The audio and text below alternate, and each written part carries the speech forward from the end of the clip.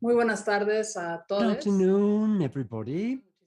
I'm thrilled to be here moderating, facilitating this conversation between friends and colleagues that I love and admire deeply. In relation to this exhibition that Alejandra Labastida and Elena McGregor achieved at MUAC, and lengthy work around mothering. I was talking to a friend some days ago, the way mothering, the verb mothering in Spanish doesn't exist as an option of a way of speaking. So we thought that this session, I will give the floor to each one of our guests and for them to share with us the work that they're presenting at the exhibition. We have with us today Regina Ortiz, Ana Gallardo, and Regina Galindo. So I will give the floor to Daniela, and after they're sharing with us their work, we'll open up a conversation among all of us and those of you who are with us on the internet. Daniela, please. Hello, Lorena. Hello, Regina. Anna. Hi. Thank you very much, Alejandra and Elena, for this space of debating a topic from a perspective that many times is non-existent. And for me, it's a great joy to be close to people like Regina, who are a point of reference in my work, specifically in how to read mothering. In the work that I've presented at the MOAC exhibition that I will be sharing with you, are based on my personal experience of mothering, but also the experience of several sisters, specifically in the context of Spain. I'm from Peru. I lived in Spain for 13 years. But in the context of the mothering of migrants, one of the things that had a great impact with me is that all my friends, all my colleagues who came from the South, they lived mothering in a legal context. And this opens up your vision to a form of violence against mothering that many times we don't talk about. We talk about the structural aspects, the issue of, for example, of caring, the exploitation of mothers' work. This is a debate in hegemonic feminism or the white feminism. It's something that's recognized, and it's an also necessary debate regarding the social violence, the violence of the fathers and the abandonment of the fathers, but many times the violence of the institutions of the states and the legal violence against mothering that have been historically mechanisms that have been used not only to repress women as such, but also to repress the peoples and their right to reproduce, to have families, and to have a community. In that sense, the work of Regina and the work of the prison model in the USA is a work that has accompanied me for many years, to always take into account that there are other forms of violence that are not referred to, and that because they're exercised by the state and by political power, it's more difficult to denounce them. And I'm going to share the work that I am showing at the exhibition. The first one is using Guinness. This is from 2017. I did this while I was pregnant. It's a performance whereby I was pregnant, and the biological father of the son decided not to participate in the upbringing of the child and the pregnancy at that time.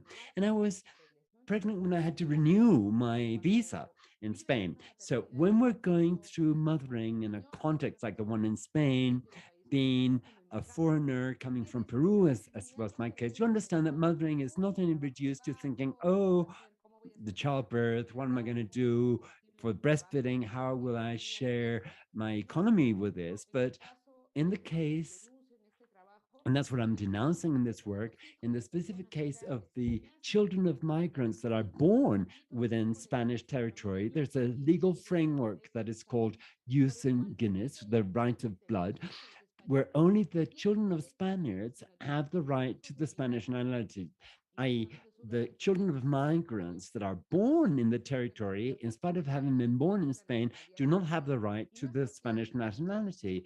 And it's because we want to be Spanish, because I think many of us are disgusted about this idea, but it's the only mechanism of not being subjected to the foreign law.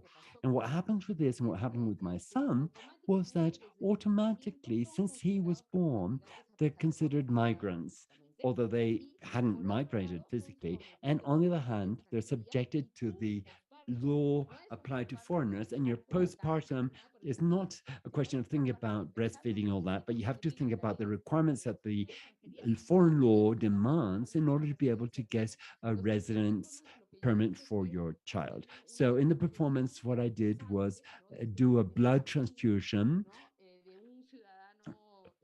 from a Spanish citizen while I was reading a text where I was explaining the framework of the jus sanguinis. I always show this with this small photograph, which is a collage of my passport and showing the map of Latin America, of South America, and showing Peru. And side by side of the image of a baby with an umbilical cord wrapped around the neck, which is a way in which the children of migrants are born in that territory. This is a further work, which is called risk factors. It's not talking about the legal framework as extensive as the jus sanguinis, but it's the norms that are applied to children born in Spain. I'm interested in my work to analyze the legal mechanisms that historically and currently have been used by the colonial powers and patriarchal powers to exercise and normalize these forms of violence. A lot of these forms of violence are normal because they're legal. In Europe, we've been led to think because something is legal is legitimate. And historically, they used law to exercise violence, especially against the southern the global south and against their countries too, where there's violence exercised against workers within the country internally. So this is a photograph of my newly born son. And that moment that is so intense and so fleshly, corporeal, it also has to do with spiritual aspects and physical aspects. But precisely these norms and laws and legal frameworks and institutional violences oblige us, force us to understand mothering in a certain way. And in this photograph is showing in front of the list of risk factors in order to take the custody away from the family. So when they take a child away from a family, you imagine something very serious happened. There was mistreatment, but these are legal mechanisms that are using risk factors that are machoistic, racist, and classist, where they withdraw the child in cases where there's what they call abandonment or neglect, which implies that they think that you don't have the capacity to raise your children under the conditions that the patriarchal system demands from you. And one of the risk factors that I mentioned is that you're a single mother, that you don't have papers. The law openly considers these as risk factors. The fact that you live in a neighborhood that is, as they call, conflictive, the fact that you're exercising sexual work, the fact that you had experienced gendered violence.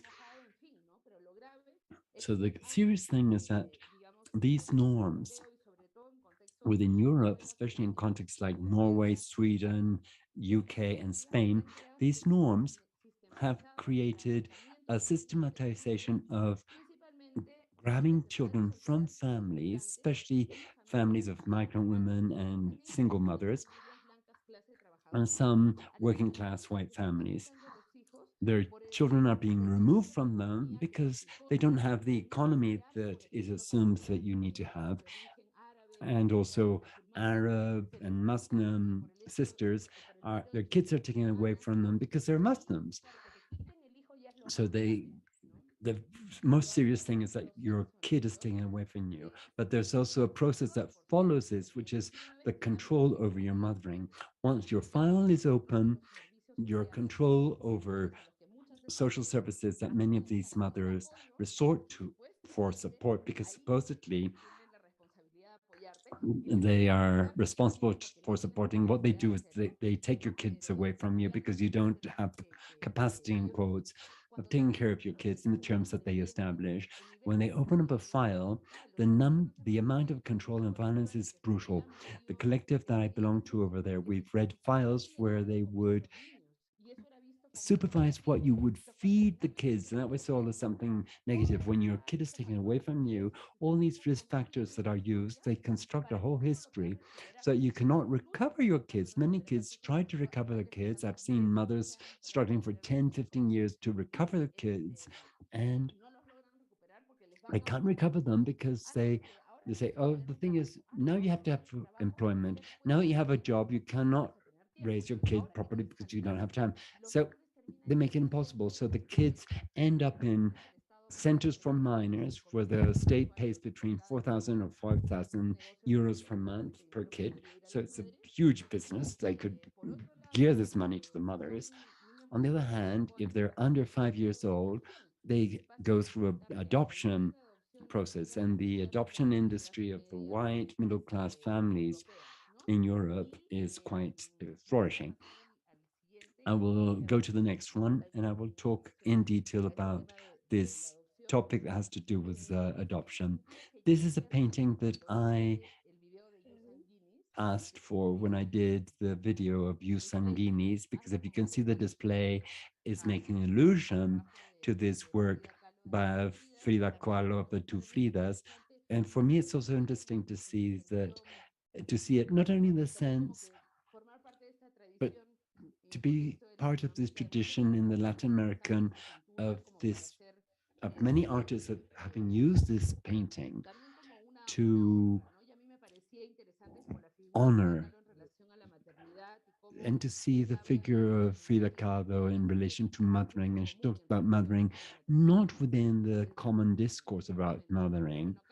So here what I did was to divide the two sides. On one hand, the patriarchal, the patriarchal colonial mechanism that exercises violence against mothering, and the other one, on the other hand, the use sanguinis. When my son was born, the father decided not to participate in the upbringing, but when he saw that I was functioning economically, he decided, like many other biological fathers, he appeared and he demanded fatherhood. This is an experience that I had. This is one of the new mechanisms of mistreatment, of gender mistreatment and gender violence that many middle class men use, that cannot use violence against you, and they know that they can't do this, but what they do is they exercise proxy violence, which is using their right as fathers against you. In this case, the father was European, so he had a legal condition. For example, I had my papers through marriage, so this implied a risk to my residence permit in Spain. So he accuses me of many things, among them that I was a militant.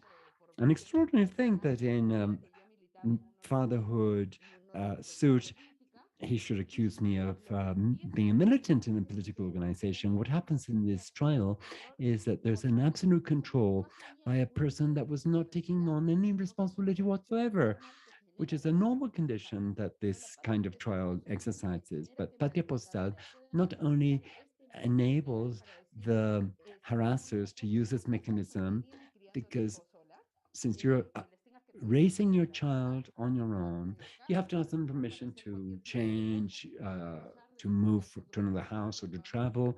So they can accuse you in any moment, but this also contemplates the possibility that the owner of the kids is the state. It's the state who's going to decide who is going to do the mothering, who's going to take care of the kid for how many hours. And this is something that in the left wing in Europe and the feminists in Europe has become normalized. They have accepted that it is the state who can decide what happens with our children. For example, when there's a separation, it's not a white judge that doesn't even know what mothering is all about or doesn't even know your family who's going to come and decide. In the same case, when there's a custody by the state, it is the state who does not participate of mothering in the everyday life of the kids, who has the final decision to determine the reality of those minors. Another thing that happens with, and this is also part of historical persecution. We can see it, for example, in the case of the separation of minors at the US border that has been used, where it's the higher interest of the minors is used as an excuse to separate the migrants from their families. And this happened with Trump, but it was happening even before that because it was Clinton who imposed this policy. But also, this happens in the indigenous communities in the context in Canada because of the better well-being of the kids. They were kidnapped from their families and were placed into these religious residences, not only to exercise this violence of separating the kids from their mothers, but also to do something that Linda Porter, a Mexican artist that lives in Barcelona, with whom we've worked with these topics, and we created a collective. What happens here is that there's a cut of the umbilical cord in the transmission of knowledge and cultures. This separation of the kid and placing kids in these kind of centers is a way in which mothers are uh, hindered from transmitting their way of seeing life, their spirituality, which is not the hegemonic white European spirituality. They're impeded from transmitting these cultures and these ways of living. Another of things that happens here is that the identity, the Western world, it's normalized that the kids that are adopted before they're 5 don't have a right until they're 18 to know which is their name and their surname, and their identity is erased. And why is this identity erased? Identity is the basic right.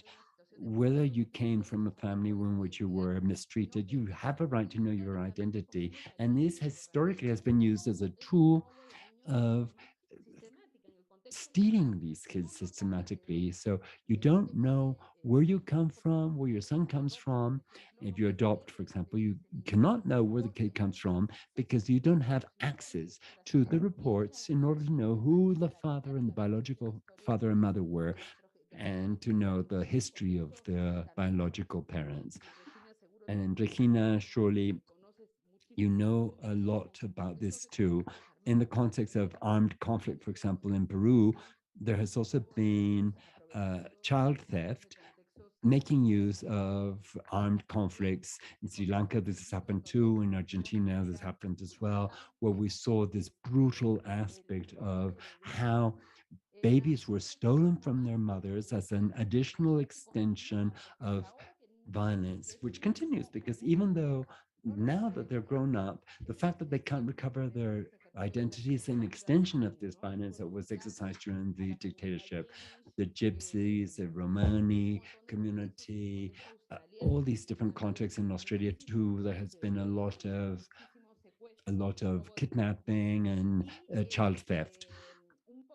And to round this idea up, I will stop sharing my screen. To conclude, one of the things that we consider, I belong to an organization that's called the Maternal Struggle Front in Peru, and in the collective called Magrecita, which I founded with Linda Pon. One of the proposals that we took into account is that this violence, this placing mothering into a legal framework is a way of appropriating mothering. The migrant mothers know that there's a possibility that their kids will be snatched away from their mothers who are experiencing gender violence. They know that if they denounce, your kid can be taken away from you. So this violence not only affects the women that are experiencing this, some of them have been, their kids have been removed from them, but it's also violence that is shown externally to such an extent that such serious things happen, like in Spain, uh, organizations, women's organizations that are militating in free child organizations, such as an organization of mothers that are denouncing the impunity of the parental alienation when sexual abuse is abuse, when a father is denounced because they're abusing sexually their kids within the family. In Spain, it's normalized that your kids are taken away from you because you denounce the situation. This is also part of this social doctrine that for people not to denounce, because in the context of free childhood and Juana Rivas and other women, what has happened is that because they're trying to protect their kids and not to deliver the kid to the abuser, the state ends by removing the kids from them and they end up in prison. In Seville, there's a case about Juana Rivas who are imprisoned because of situations like this. Europe is not a model of anything at all in relation to policies regarding mothering. Many times they try to see Europe as the only thing, as we say in our struggle, in our front in Peru,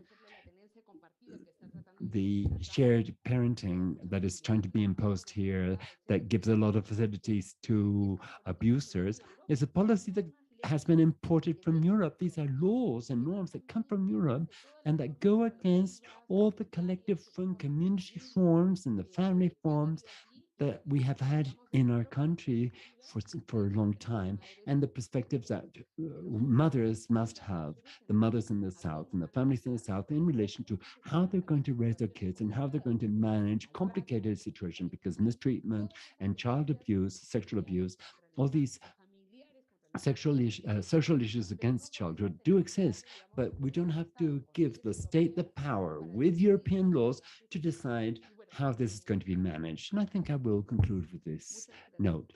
Thank you very much. 85,000 ideas in 20 minutes. Very good. Great. Thank you, Daniela. Regina, please. Regina has a connection that is a little bit unstable, she was letting us know. So she might be coming and going.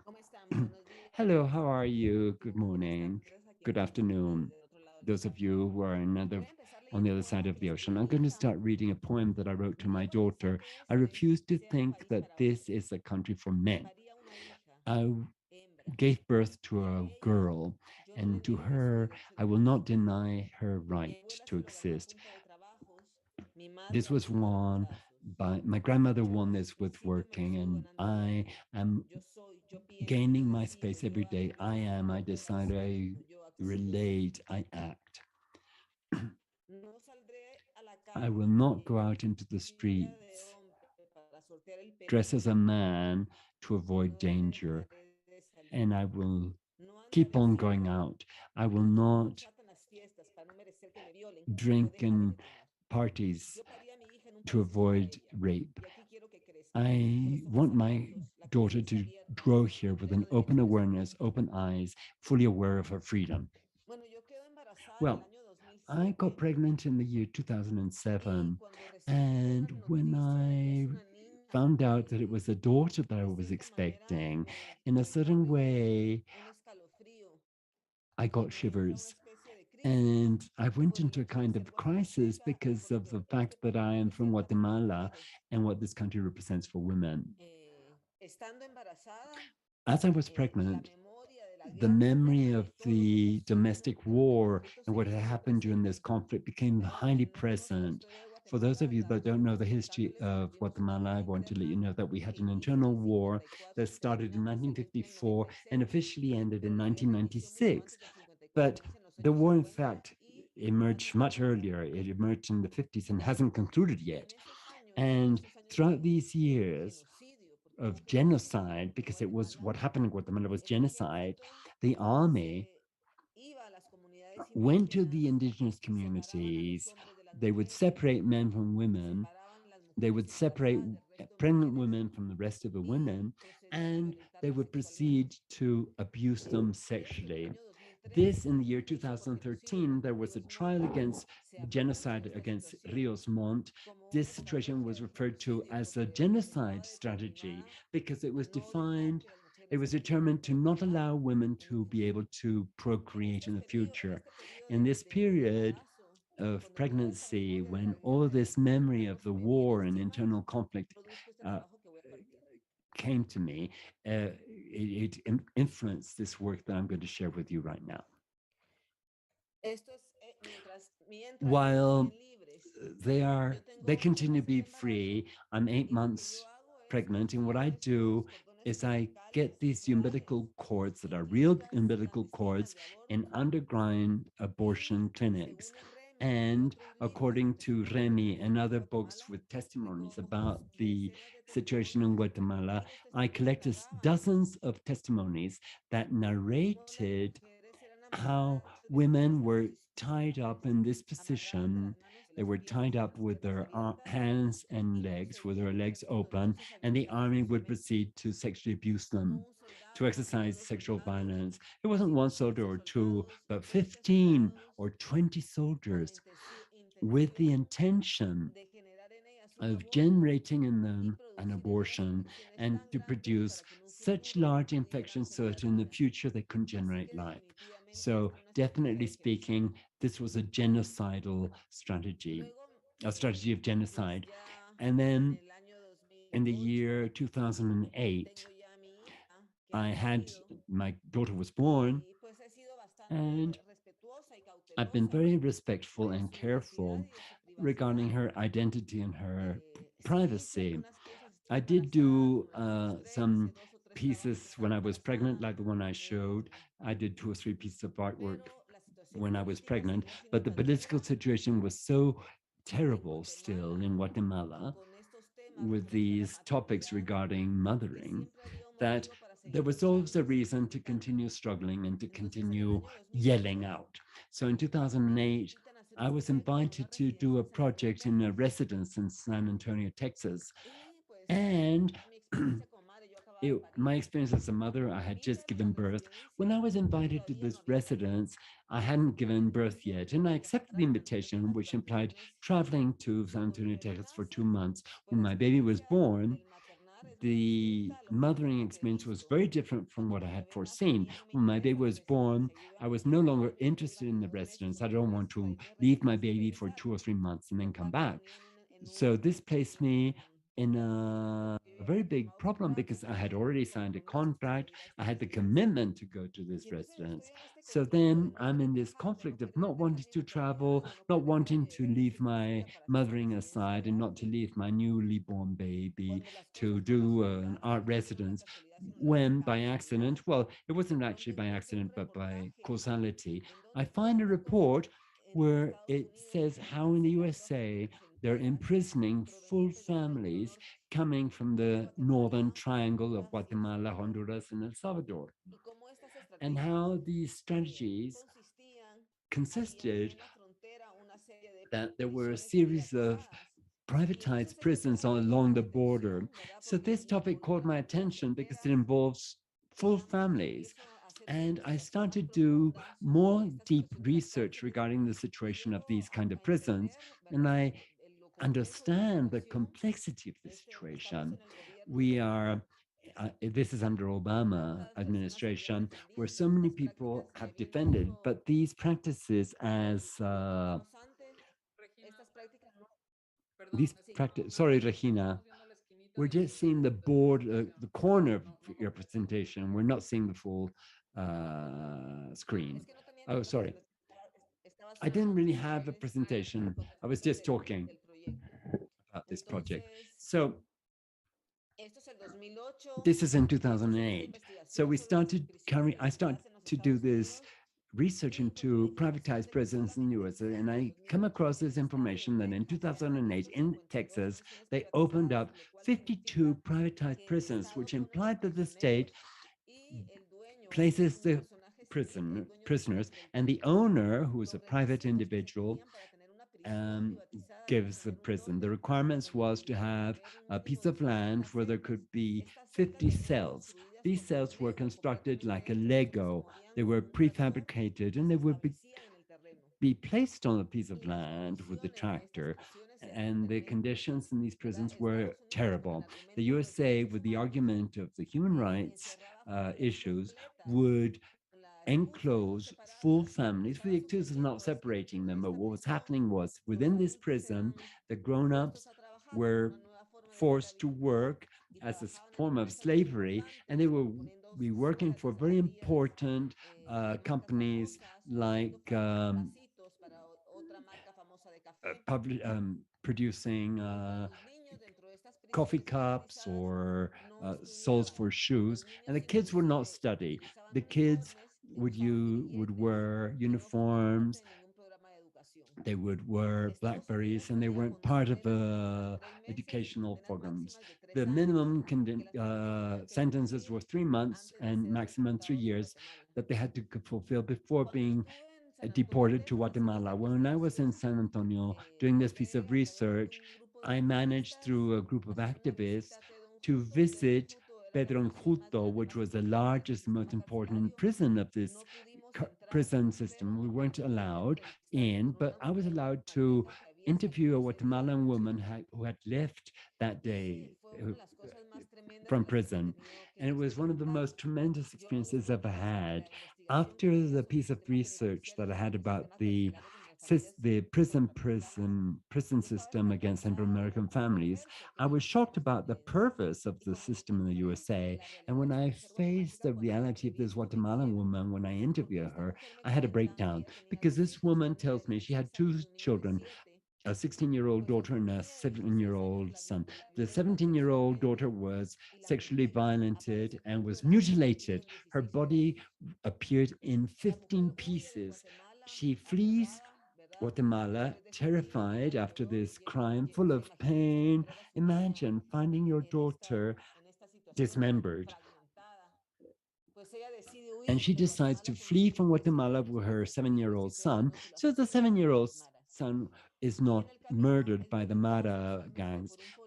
On the journey, she's raped by a policeman in Mexico, and in the USA, she's uh, raped again in front of her 7-year-old son.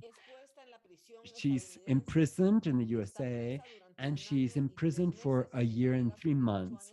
The son turns 8 in jail.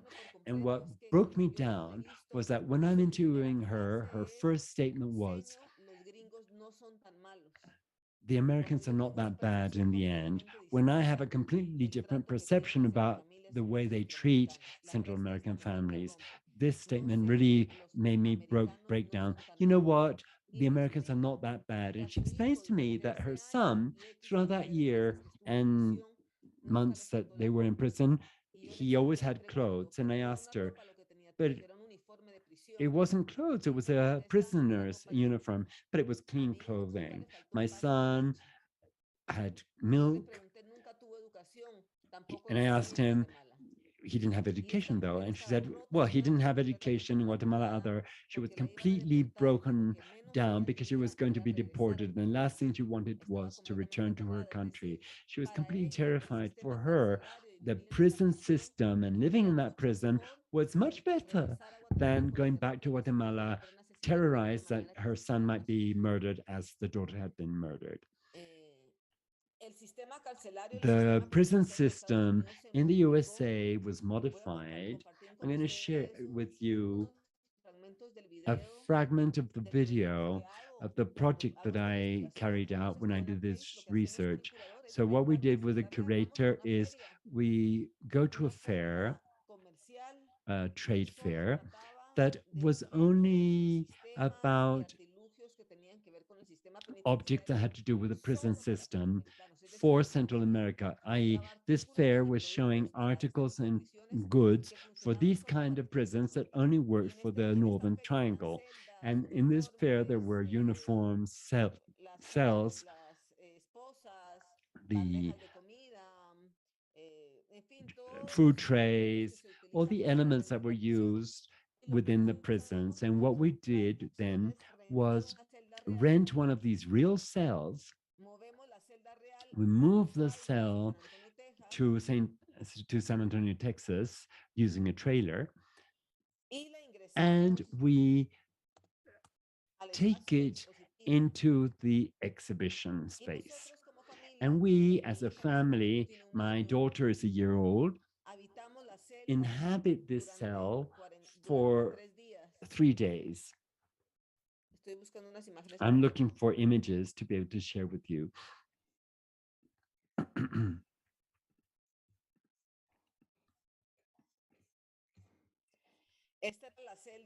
This was the real cell that we put into the exhibition space.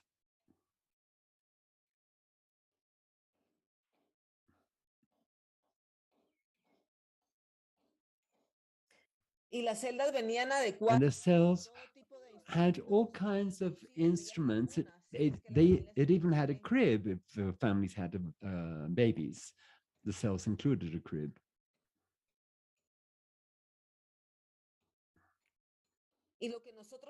And what we did was inhabit this cell for 3 days, and the public could only see us through a small window, these small windows that these kind of cells have.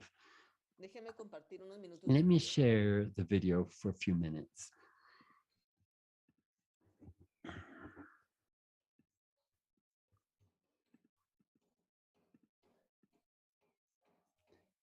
America's Family Prison.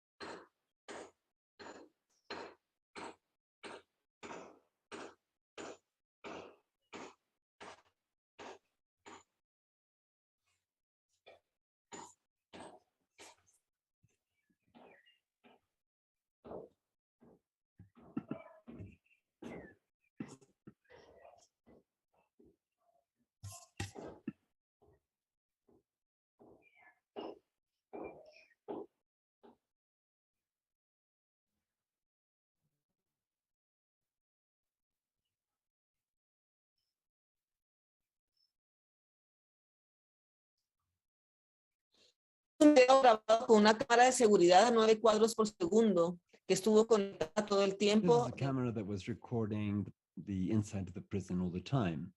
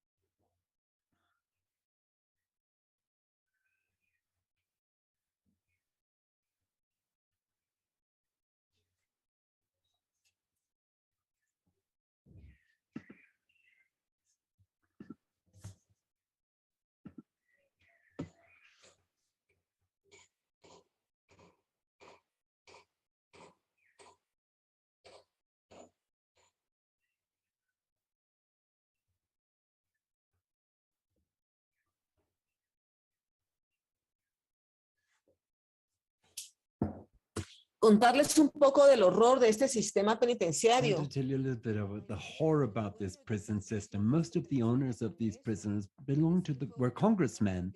It was one of the ways in which USA overcame its crisis in 2008 through these privatized prisons. At present, of course, things have changed and the situation is even worse than what it used to be. From 2008 to 2012, these prisons multiplied in number. There came to be more than 200 prisons along the border, and the state was paying $77 per day for each prisoner. So it's a full business because the owner of the prisons would have the income of the state, the $77 per prisoner once a day, plus in addition, the money that they would make with the adults that would work free of charge as slave work within these prisons. It was a very hard experience to be inside the prison. My daughter got sick. I remember how guilty I felt. I mentioned the smell of the metal, the smell of the paint, the smell of the prison made her get sick. I felt very responsible for having involved her in this work. I never did that again. I never worked with my daughter until she was 7 or 8 years old, that she decided to participate in a performance voluntarily. But I felt that I needed to talk about this. I needed to show and to reveal this reality in the USA. This situation of the prisons in the USA with time worsened. And in the situation that we're facing at present, these prisons, these privatized prisons for families no longer exist, but rather the situation became even more perverse. What is being done in the USA now is prisons for minors that are accompanied without their parents, which is a new migration modality that is taking place within the Northern Triangle of these three Central American countries. And these prisons, I will stop sharing to share this new project.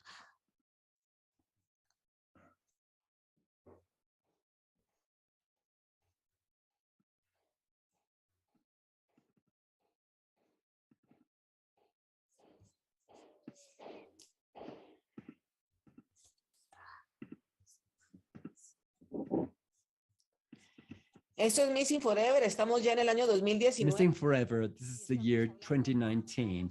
And we're talking about here how the US modified this prison system for full families from Central America and modified them with these prisons for minors because it was full business, i.e. they invest less in the minors than in the grown-ups and profits are multiplied. At present, these prisons continue to exist.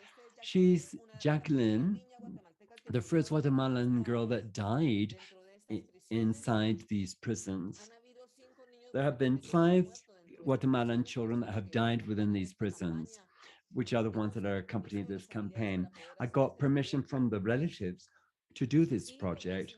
And what we did was create these posters called Missing Forever, giving information about how they arrived, how they were imprisoned and how they died within this prison system. At present, the US government pays $750 per day per child that is imprisoned, i.e. in 2008, it was 77 for adults, and in 2019, it went up to $750 per day, i.e. to keeping all these kids in prison without their parents is very good business. This is Jacqueline, this is Felipe, Juan de Leon, Wilmer, a baby, and Carlos Gregorio.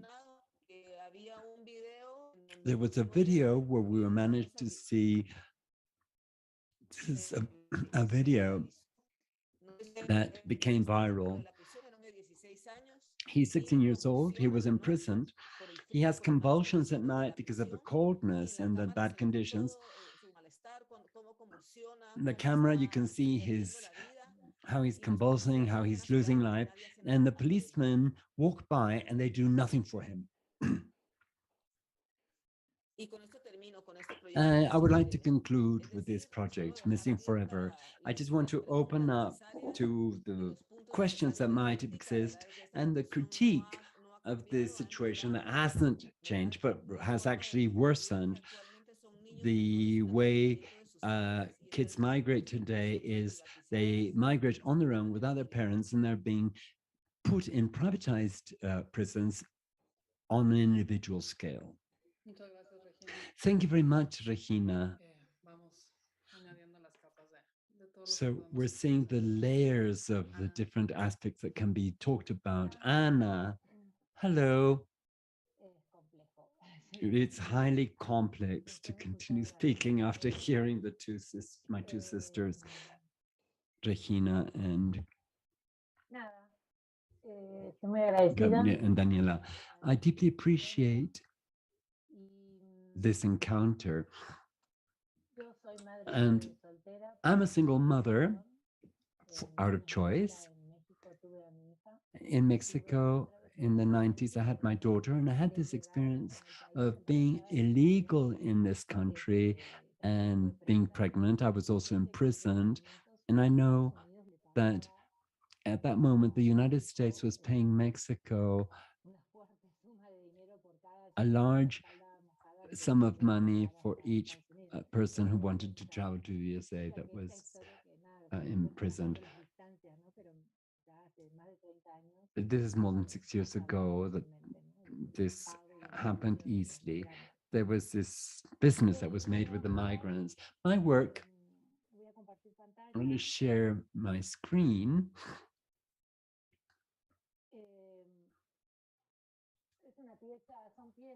These are one of the pieces that participate in the exhibition. These are pieces that have more than 20 odd years. They come from the 90s. I started to work, I'd always worked on the topic of violence. And in this case, there were moments when I worked with violence on women's bodies when they are illegal, and the criminalization of women who were aborting. This has just been decriminalized a short time ago. Anyway, it is not fully implemented yet regarding how care is being implemented, caring services are being implemented by the state. So in that moment, I did this installation. This is parsley that is hanging, that dry up throughout the exhibition. Parsley was like an instrument. It was like a discardable surgical. It's the tip of parsley in rural areas, in very poor areas. Women would introduce the stem of the parsley in the uterus, and when contradiction that is used as an anesthetic for an abortion.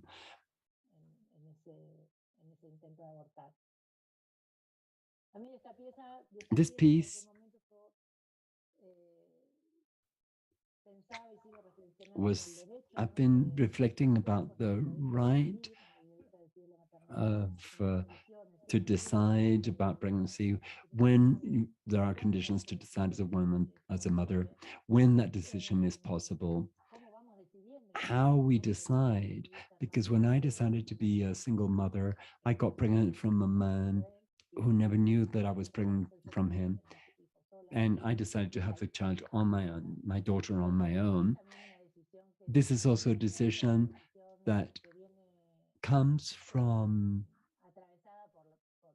that is crossed by the education that you have received.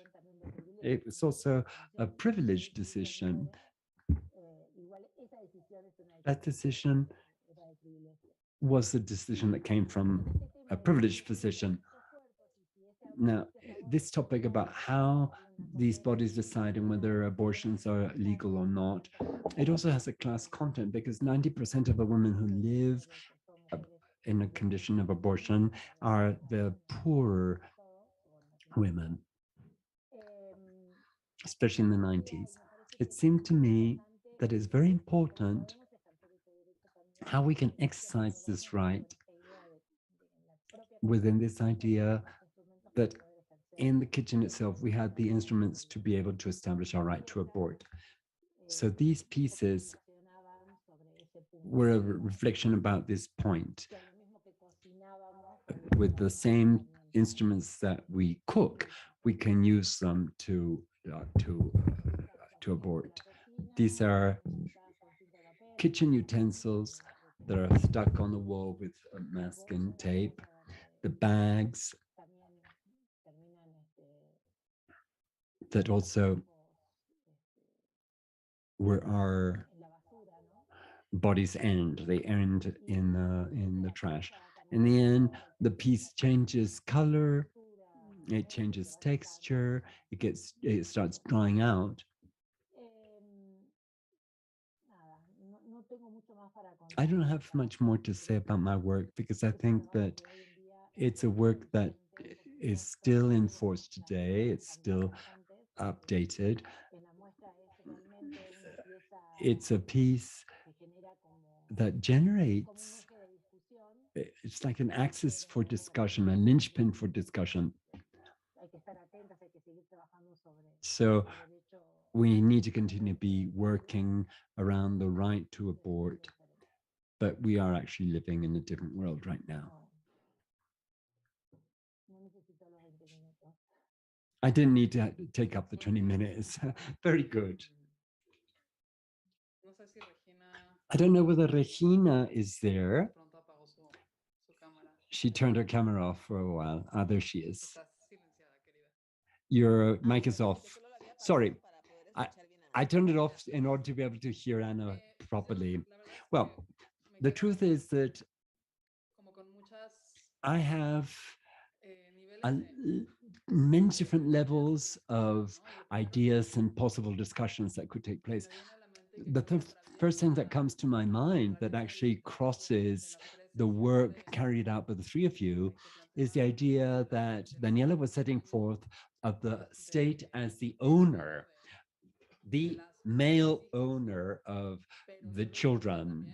But I would extend this to the owner of pregnant bodies as well. The state is the one who defines how can these bodies act, and the number of systems that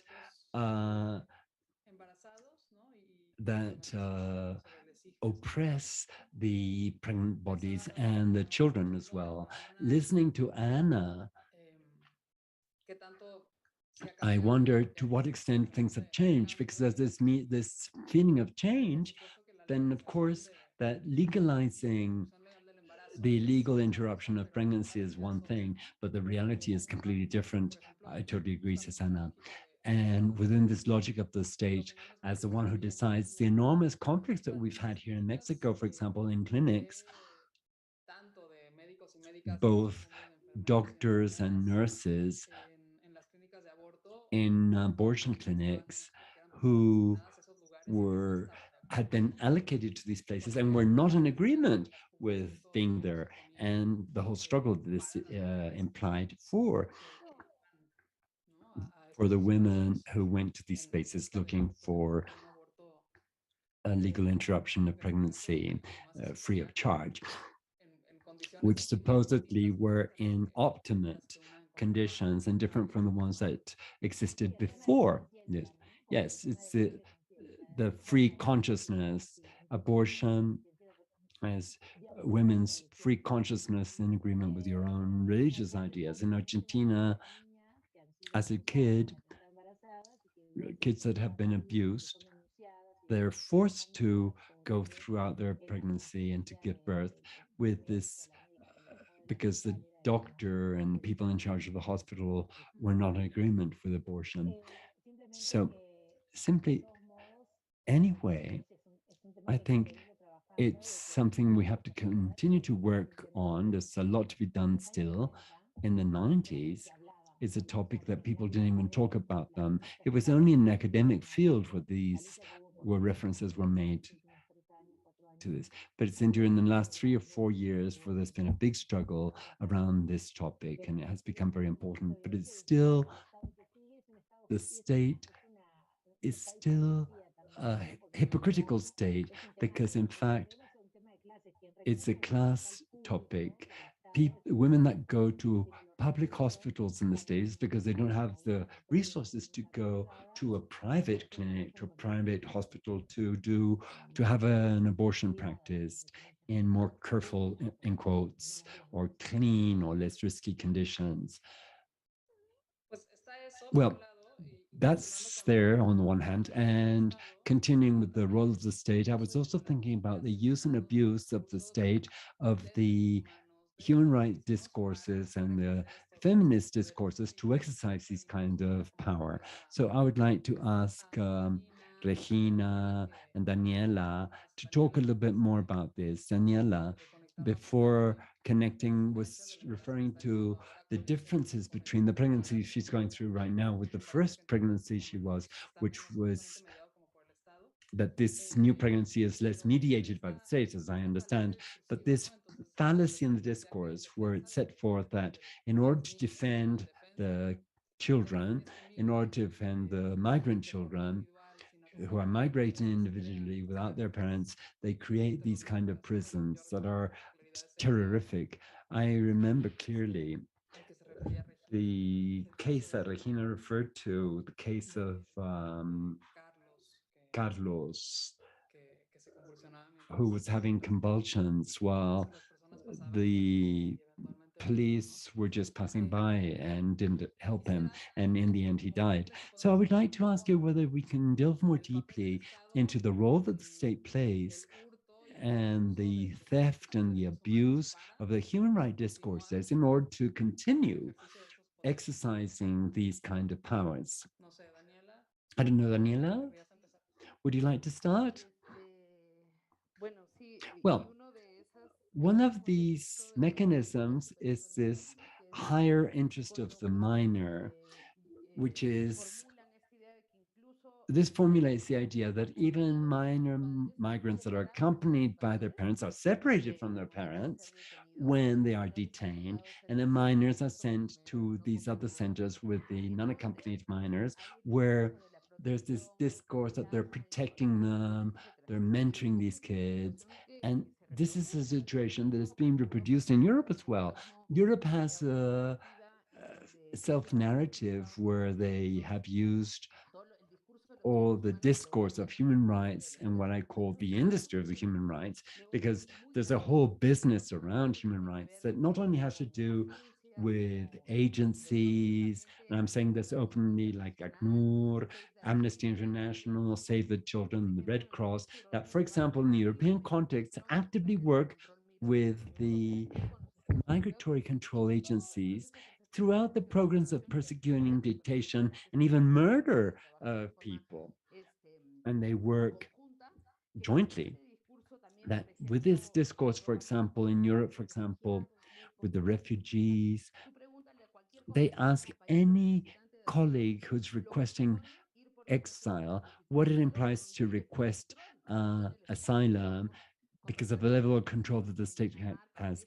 Sisters that ask for asylum in Denmark and Sweden, those kind of countries, they can't leave the place where they're staying for 3 or 4 months.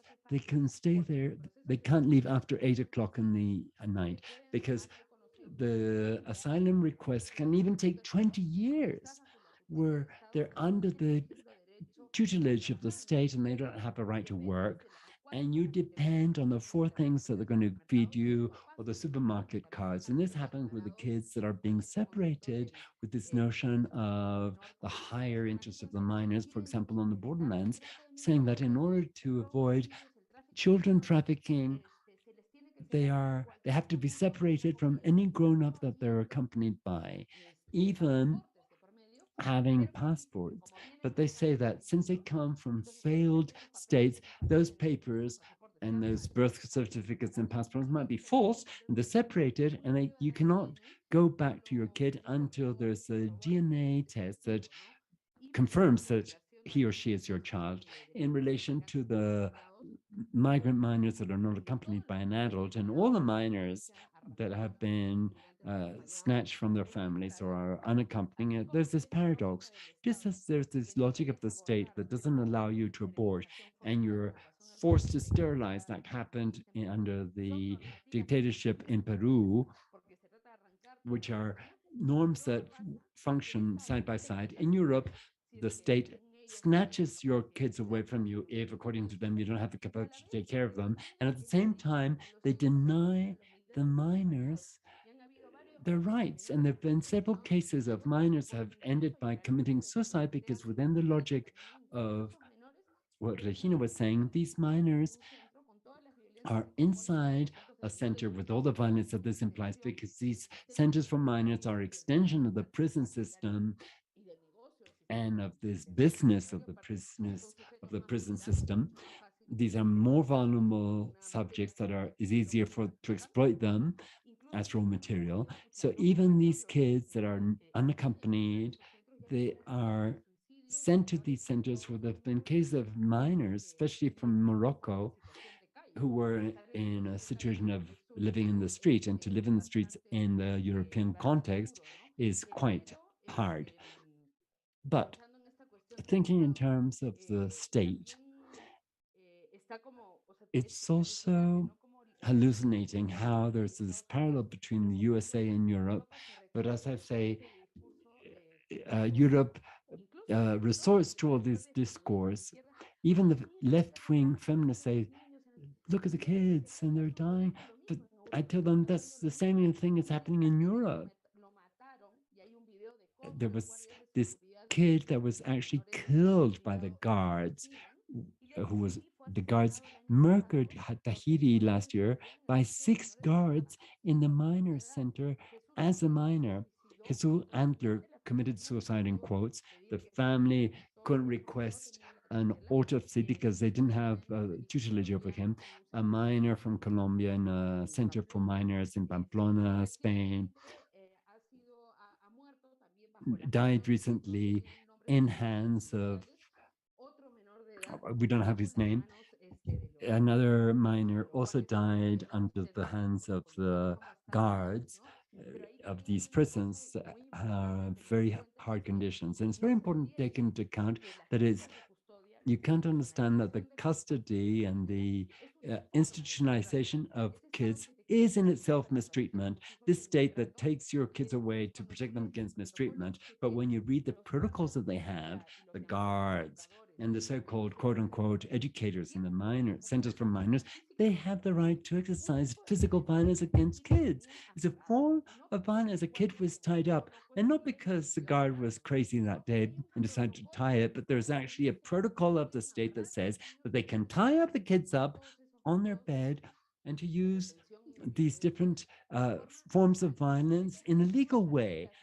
If you, as the foreigner in your house, do a little bit of this, your custody would be taken away from you and would be considered mistreatment. So since historically the male father who's white, who is allowed to exercise violence against his kids, his children, now it's more and more normalized that the state can exercise that form of violence. And the right wing, well, we know who the right wing is, but the fact, what is an aberration, is to see in the European context that even different forms of feminism and the hegemonic, white hegemonic feminism, and even the left-wing parties are legitimizing the use of these violence. For example, the government administration of years ago, there was a feminist who was a minister, and they were not facing the violences that the state exercises against migrants with deportation, with the tests that they're subjected to demonstrate that they are older kids, to be able to exile them. In order not to accept the responsibility that the state has over unaccompanied migrant minors in relation to give them certain conditions that are contemplated in the law. What they do is a series of tests to define that they're actually grown-ups. There's a test, kind of X-ray of your wrist, obviously based on supposedly scientific studies and their notion of what it implies to be a minor or a grown-up, biologically speaking. And one of the tests that seemed to me incredible, and that the so-called protection institutions like Gaia could be part of this mechanism, is to inspect the testicles of the minors. These are migrants, minors who are not accompanied to community times to even speak the language, and the state forces them to show their genitals to a medical team to define that they are deportable. And this is sexual abuse and violence. So where is a general, all the institutions that are supposedly protecting minors, they only denounce cases of sexual abuse within the household, but they don't denounce that sexual abuse and sexual violence that is being exercised by the state itself. And since these are not isolated cases, they're not exceptional cases, this is something that is systemic, that the migrant children in the global north are experiencing these kinds of violence, these forms of violence, unacceptable violence. Regina, do you want to participate? Almost everything has been said. I don't know the system in Europe.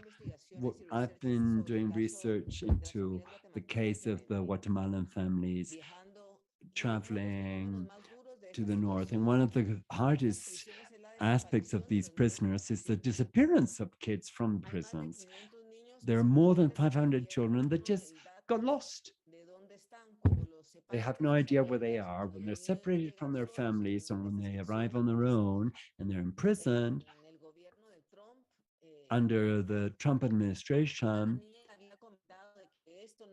I was told that this is not a Trump strategy, however, this comes from Clinton's government and even was practiced under Obama's government when it was actually intensified. But during Trump's government, this information became viralized. And that's where we see that kids are locked up. There are more than 5,000 kids that are locked up. And one of the mothers, the mother of Jacqueline, for example, I had conversations with hers when this daughter died. She was accompanied by an older brother, and the brother just disappeared altogether. So there's more than 500 kids that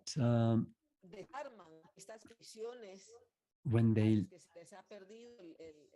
that get lost in these prisons, and it's impossible to trace them. So when the US separates the kids from their families, this is done through a system that is not ethical, but it's a bureaucratic system that is malfunctioning. They don't take up the information and they have no control over them, and they lose all this information and the destination of more than 500 kids. At present, there are many mothers who are in conflict because their kids have disappeared for 5 years and they have no idea what happened to them, what the US government did with them. The different theories. There was a lot of research carried out. This investigation has been paused, like the topic of Ukraine, and the other topics have been pushed aside. And these investigations of the destination of the Central American kids, nobody knows what happened to them. Some theories say that perhaps they were given to the army to be trained. Other theories that are more perverse say that they might be involved in organ donations. But this is information that cannot be clarified, that cannot be defined, but we can say that more than 500 kids from Central America have disappeared in these prisons. We're very aware of this over here, the number of boys and girls that the US government, in quotes, lost. And one wonders, how can the government justify that they got lost when there's such a clear and strategic follow-up of issues that are important to them? The terrible thing here is, imagine the situation of these mothers who are in their indigenous communities without to be able to claim for their children. they have nowhere to go to. They have nowhere to claim their kids from. They cannot even cry their kids. They just disappeared altogether. Anna, do you want to say anything? I was thinking about the situation of, for instance, the number of girls and of in Ukraine that who are in hiding, who are in basements, hiding from the bombs, and the mothers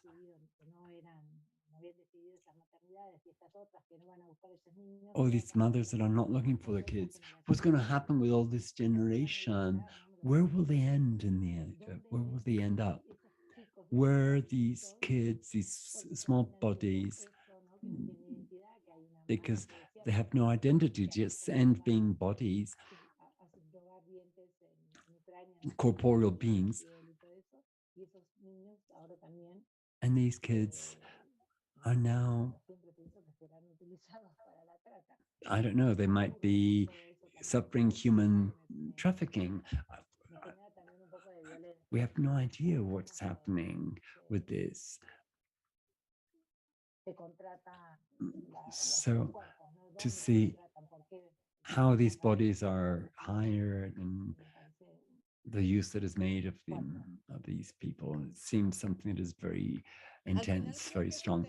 In the end, I think it's a thing that has to do with economy. In the end, all the conflicts have to do with the value that the human bodies have, the value that minors have for a state. Beyond a topic that has to do with human rights, it's a topic that has to do with an economy, at least as a way it's set forth. It has also to do with race too, doesn't it? In Argentina, it's very common for these women to hire their wombs because of the color of their bodies. Yeah, it's a topic that has to do with economy and class, that generates the fact that this is a silenced topic. It's something that becomes normalized.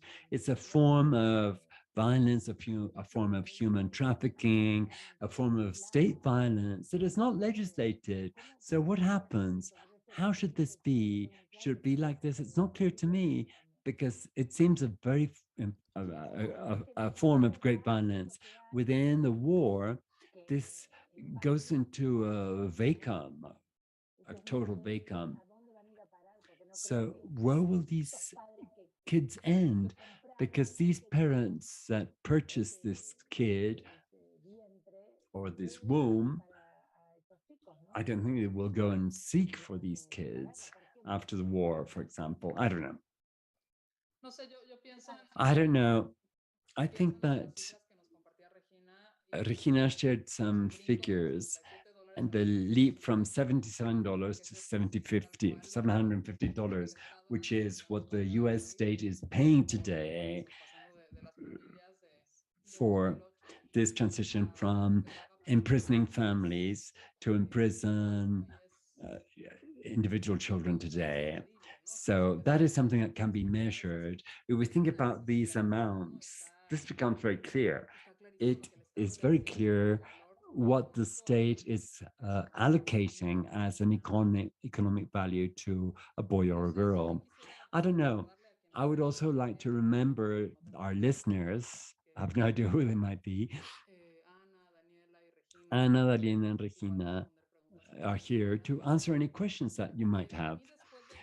After this brief sharing of thoughts and reflections about the role of the state, I would like to give a leap to the personal aspects. One of the things that seemed interesting to me, one of the many things that seemed interesting to me about the exhibition, was also addressing the role of women as artists and what happens with these motherings and what happens with the, Regina was saying this very clearly, you accepted residence before having a daughter, that when you had your daughter, the last thing you wanted to do was to do this residence.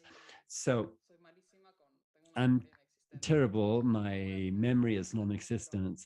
I can't remember the pieces, but we have the pieces regarding the fact that nothing is considered or produced to include women artists who are mothers.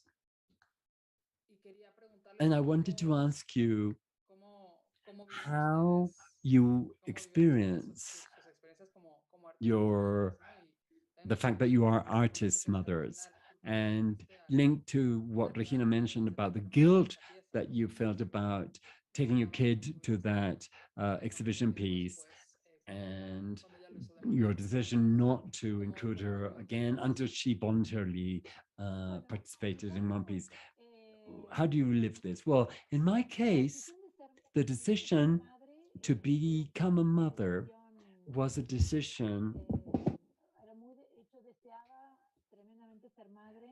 I really wanted to become a mother, and I did it as I thought it should be.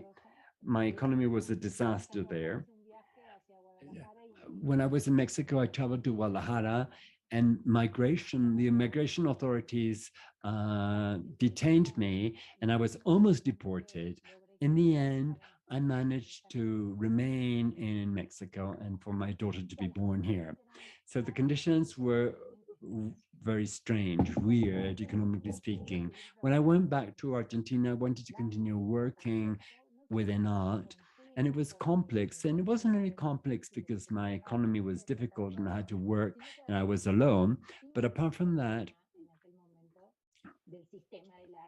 the art system condemned me for my decision to become a single mother. We're talking about 31 years ago.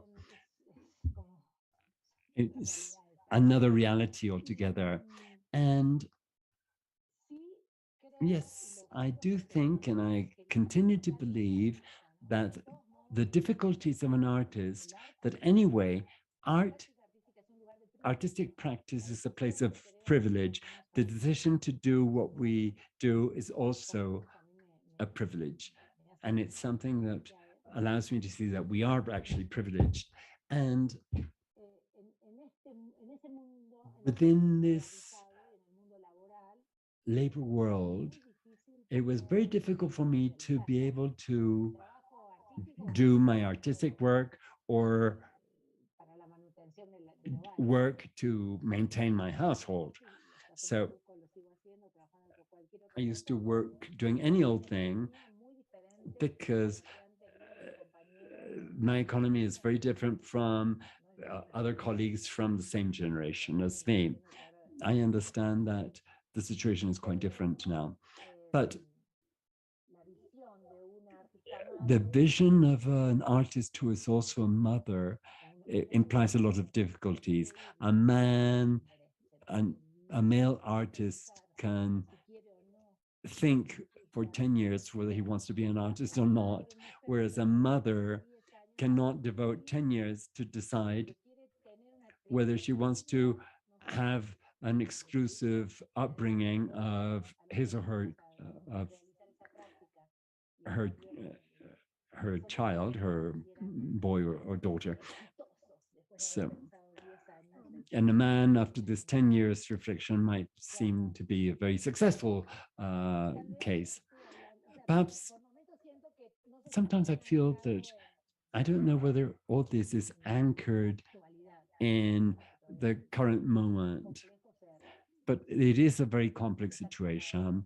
And to be on your own as a single mother is not the same as to be accompanied. So the system grants has a different vision of a person who is a single mother. Daniela, besides you're pregnant now, aren't you?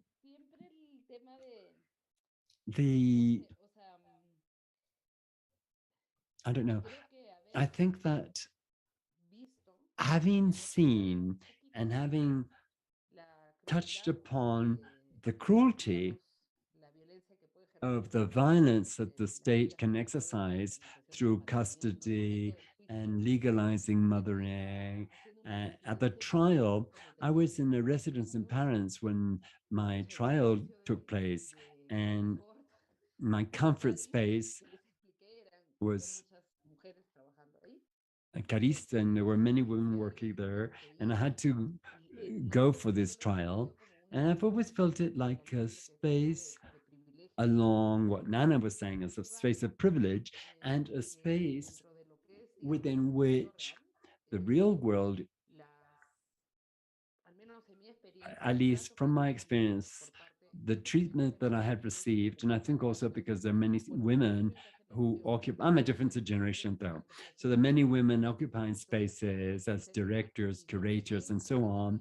And the experience that I have had within this space, in comparison to the reality that I lived during the trial in Spain and the reality that I experienced in the social environment of the biological father. Because one of the things that happened when I had to leave Spain 2 years ago, and the threats that I was sent, but there was a group that were investigating my life, my legal situation, and a journalist warned me about this. And since I was the spokesperson for the organization that I was working with and groups I was in, they started, as happens to many people, to investigate, to start a criminalization process. And one of the things that they referred to was precisely the fact that I wasn't capable as a mother to have my child, because the power knows, just as the mistreaters, the harassers know that they can use the legal system in order to mistreat you.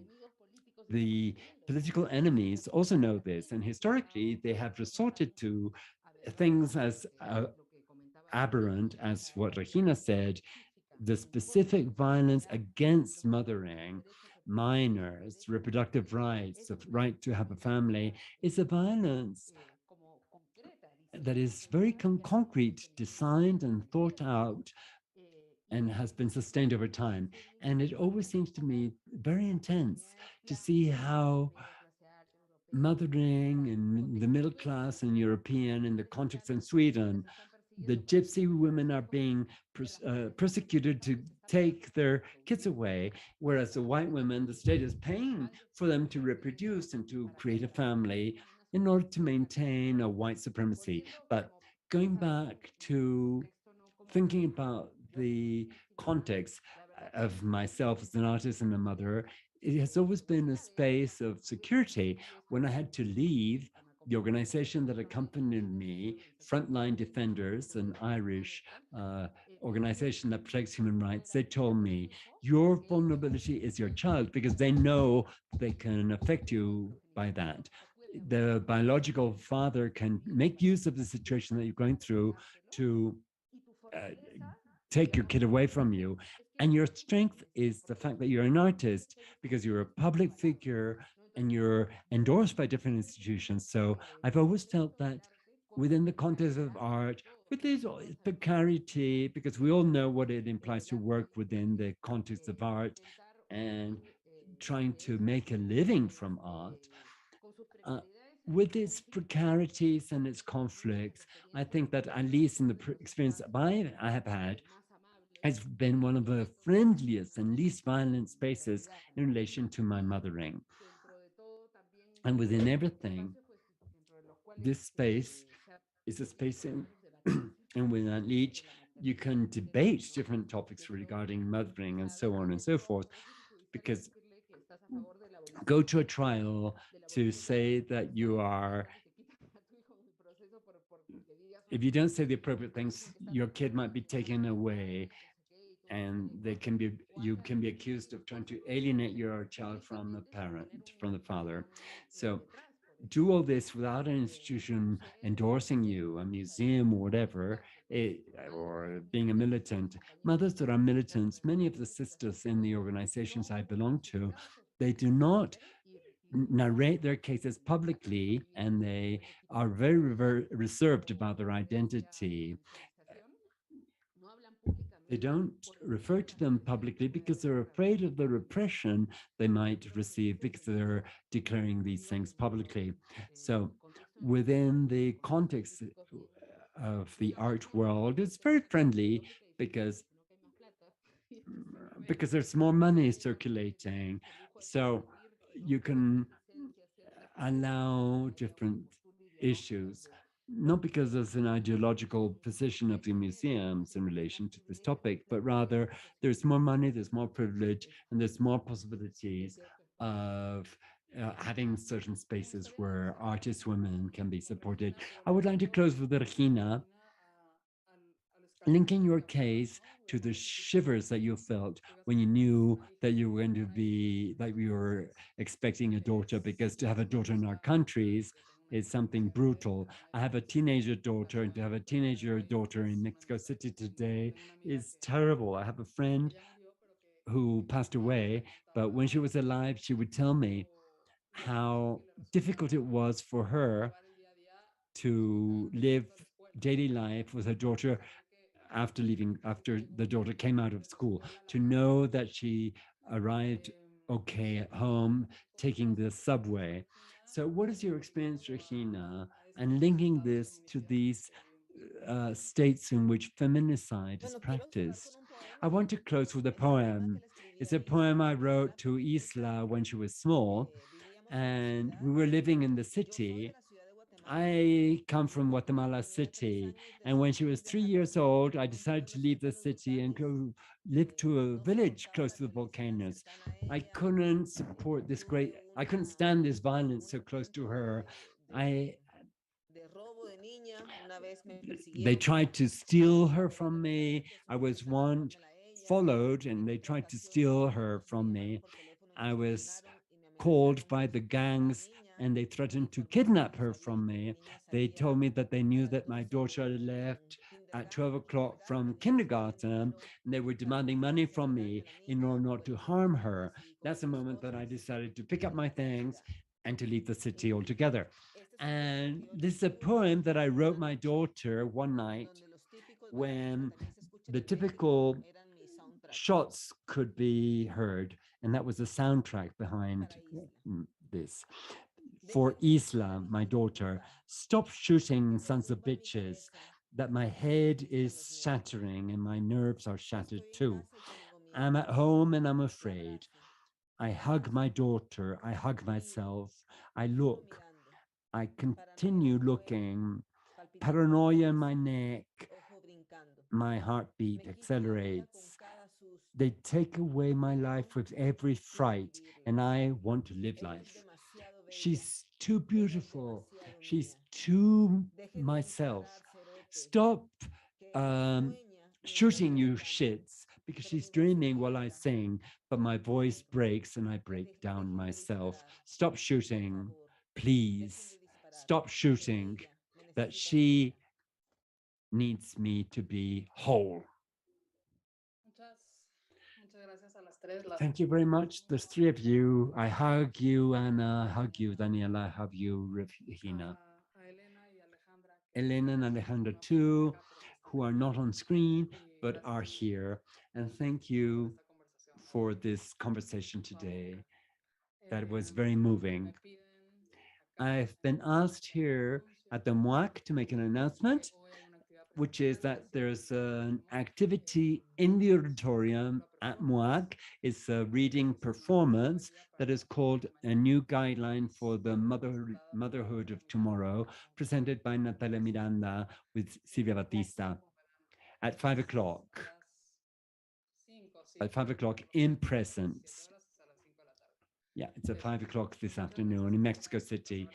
Kisses and hugs to all of you. We will continue. Thank you, Lorena, for this conversation. Thank you, Anna. Thank you, Daniela. It's very interesting to listen to you and very good to coincide in these points. My hugs. Thank you very much. I'm very moved for this conversation. It was a pleasure to have listened to you. Thank you very much. Bye-bye.